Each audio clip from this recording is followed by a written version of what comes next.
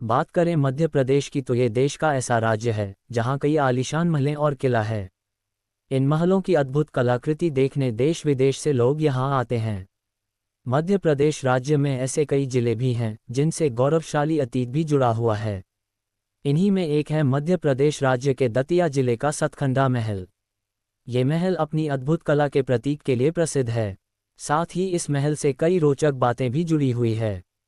हालांकि प्राचीन समय में दतिया बुंदेलखंड क्षेत्र के अधीन राज्य था, जो कि अब मध्य प्रदेश के जिले में आता है। द्वितीय कला का प्रतीक है दतिया का सतखंडा। दतिया का सतखंडा महल अपनी अनूठी कला के लिए प्रसिद्ध है। महल का निर्माण 1620 में हुआ था और इसमें किसी लकड़ी या लोहे का इस्तेमाल नहीं किया गया, लेकिन यह अब भी अडिग खड़ा है।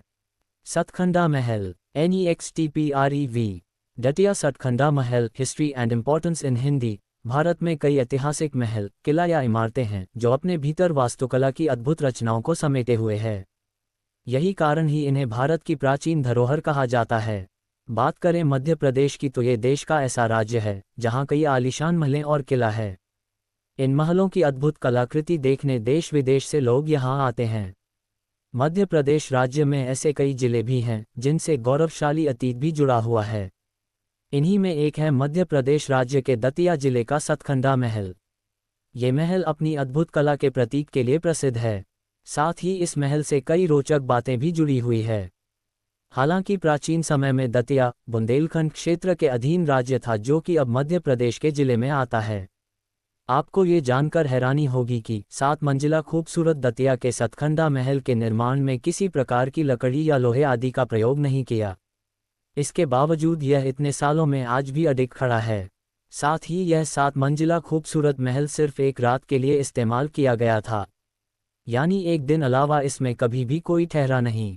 जानते हैं दतिया के सतखंडा महल से जुड़े कुछ ऐसे ही रोचक पहलुओं और इसके इतिहास के बारे में।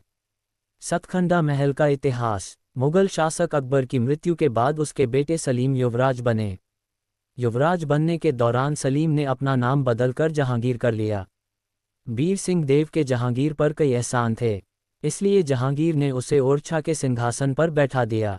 इसके कुछ साल बाद जहांगीर ने अपने पुराने मित्र मिलने की घोषणा करते हुए अपने साम्राज्य में 52 इमारतों के निर्माण स्थान के लिए हरी झंडी दे दी, जिसमें एक दतिया स्थान भी था।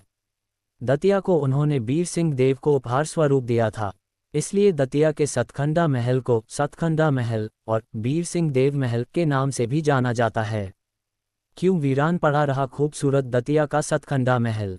बीर सिंह देव को दतिया स्थान उपहार स्वरूप मिला था, इसलिए स्वयं बीर सिंह देव या उसके परिवार वालों ने इस महल का कभी प्रयोग नहीं किया।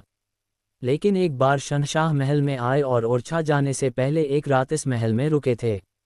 ऐसे में सतखंडा महल सालों से वीरान पड़ा है और एक रात के अलावा इसे किसी ने आज तक इस्तेमाल नहीं किया। दतिया के सतखंडा महल से जुड़ी कुछ दिलचस्प बातें। सतखंडा महल का निर्माण बुंदेला राजा बीर सिंह देव द्वारा 1620 में कराया गया था।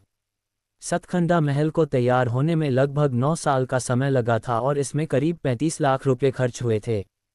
सतखंडा महल 7 मंजिला है, जिसमें 2 मंजिला इमारत जमीन के नीचे और 5 मंजिला जमीन के ऊपर है। 7 मंजिला होने के कारण इसे सतखंडा महल कहा जाता है। इसके अलावा इसे पुराना महल, बीर सिंह देव महल और गोविंद महल आदि जैसे नामों से भी जाना जाता है। 7 मंजिला सतखंडा का निर्माण केवल ईंट और पत्थरों द्वारा किया गया है। इसमें किसी तरह